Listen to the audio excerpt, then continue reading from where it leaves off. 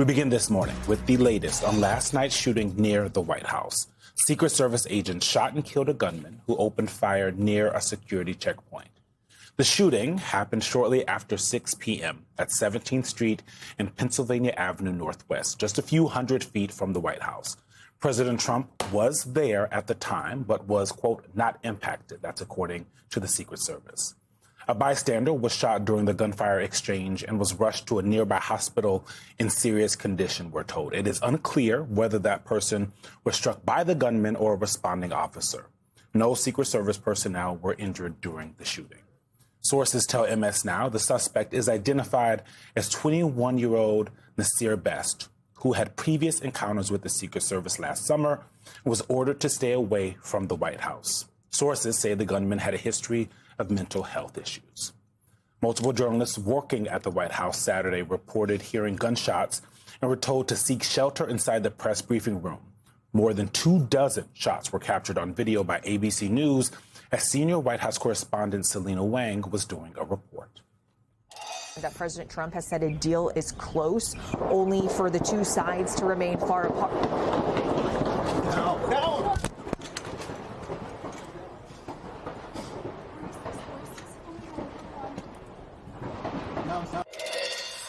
With us now, MS Now White House reporter Jake Traylor and MS Now law enforcement analyst and former U.S. Capitol Police Chief Tom Manger.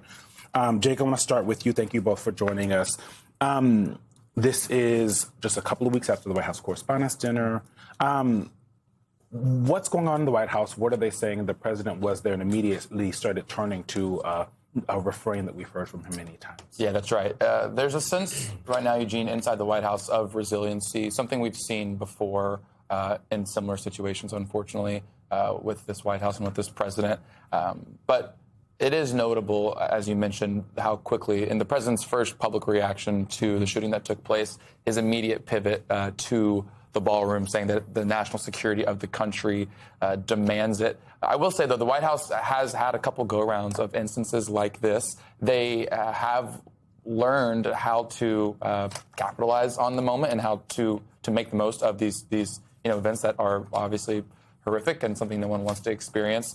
Something I think a clear indicator of that is the Chief Communications Director, Stephen Chung, posting throughout the evening President Trump still in the Oval Office working 8 p.m., 9 p.m., President Trump not stopping. And so they want to establish this sense of the president does not stop. He's going to work through this. This is also a really notable and significant day because the president was in the Oval Office with his top aides and allies discussing and working to potentially hit a peace deal with Iran. So it came on an interesting day where the president actually happened to be at the White House. He's typically at Mar-a-Lago or Bedminster, one of his weekend residences. So a really notable day that the president was there. Resiliency inside the White House. It was a weekend, so a lot of those officials that we normally talk to weren't actually there. But again, a very quick pivot from President Trump to saying the ballroom and that security is necessary for something of this measure. Yeah, his tweet or his Truth Social post, this event is 1 month removed from the White House Correspondents' Dinner shooting. It goes to show how important it is for all future presidents to get what will be the most safe and secure space of its kind ever built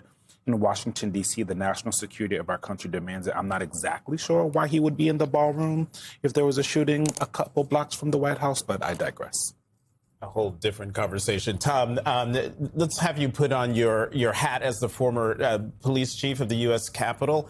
How would you assess the Secret Service's response and reaction to what happened yesterday?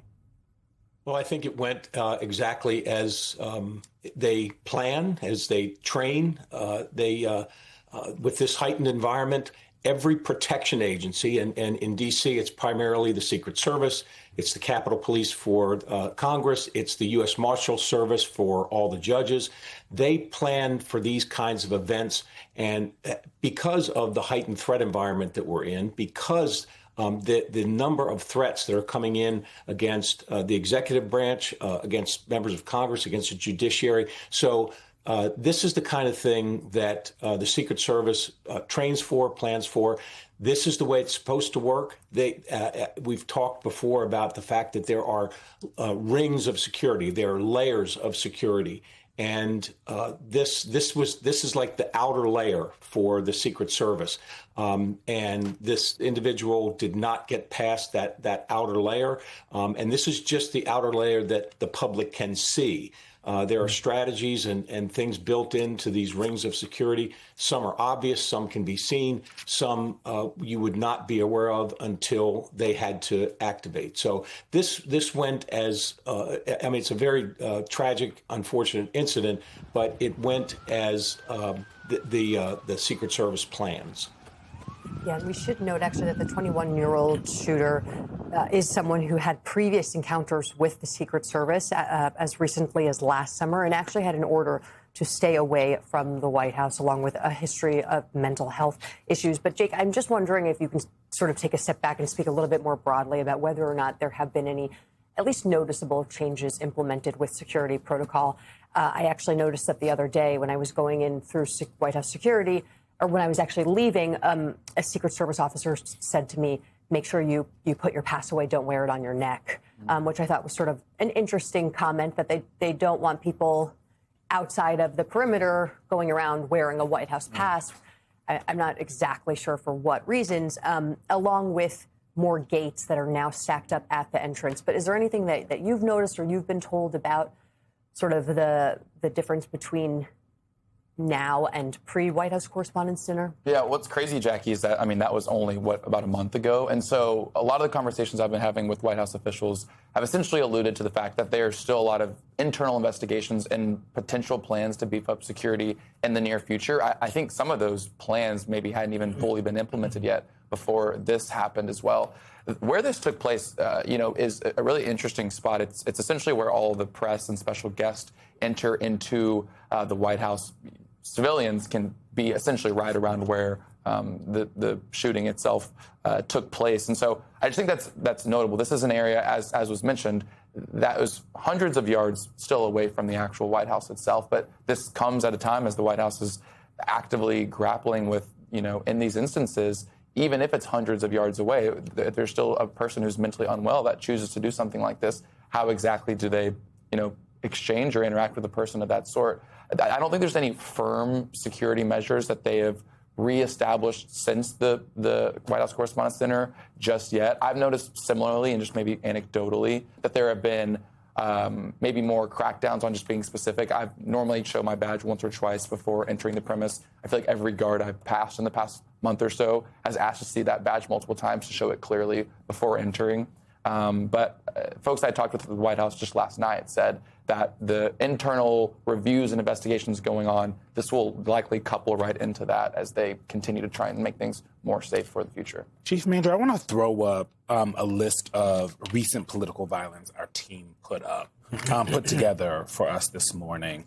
There's obviously the shooting outside the White House. There's the White House Correspondents' Dinner shooting, or the attempted shooting targeting President Trump, Charlie Kirk being killed, the Minnesota House Representative Melissa Hortman and her husband and dog killed, 2 Israeli ambassador staffers killed, Governor Josh Shapiro's home set on fire, 2 assassination attempts against President Trump, Paul Pelosi, and on and on and on. And as someone who I assume probably loses a lot of sleep about how this country deals with political violence, what do you think needs to change here?